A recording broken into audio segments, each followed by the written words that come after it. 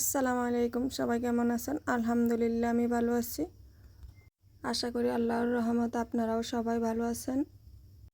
আবারও চলে এলাম আপনাদের মাঝে নতুন এক রেসিপি নিয়ে। আজকে আমি রেসিপি দেখাবো ফ্রাইড চিকেন। এখানে আমি সব উপকরণগুলো নিয়ে নিয়েছি। এখন আমি সব মশলাগুলো মিশিয়ে নিব। তো মেয়ে বলল, আম্মু আমি করি। তো আমি বললাম, করো, সমস্যা নাই। তো মেয়ে সব মশলাগুলো মেখে নিল। এখন মশলার মধ্যে সব চিকেনগুলো দিয়ে দিবে। চিকেনগুলো দিয়ে ভালো করে মিশিয়ে নিবে, যাতে মশলাগুলো চিকেনের গায়ে লেগে যায়। তো মশলাটা মাখানো হয়ে গেছে। 10 মিনিট রেস্টে রেখে দেব। তো পাশে একটা বলে ময়দা নিয়ে নিয়েছি। ময়দার মধ্যে গুঁড়ো মশলাগুলো দিয়ে দিব।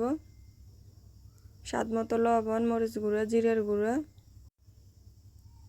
দিয়ে ভালো করে মেখে নিতে হবে। ভালো করে মিশিয়ে এক পাশে রেখে একটা বোলে পানি নিয়ে নিব।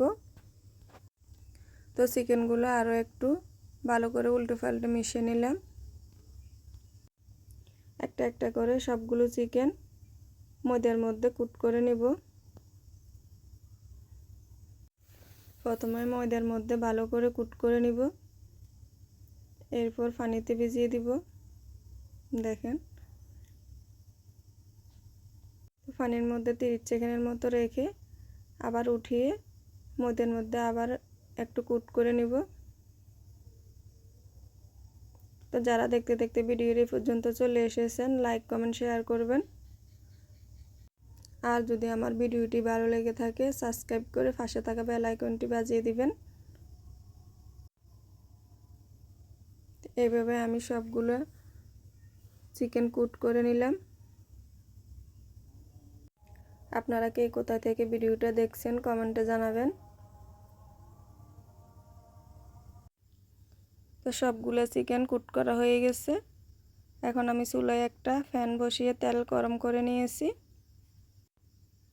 তেলের মধ্যে এখন একটা একটা করে চিকেন দিয়ে দিব। তো সবগুলো চিকেন দিয়ে নিব। তো মেয়ে বলছিল, আম্মু সবগুলো আমি করি। তো আমি বললাম, করো। এই তো এখন উল্টে দিচ্ছে। উল্টে পাল্টে সবগুলো ভেজে নিতে হবে।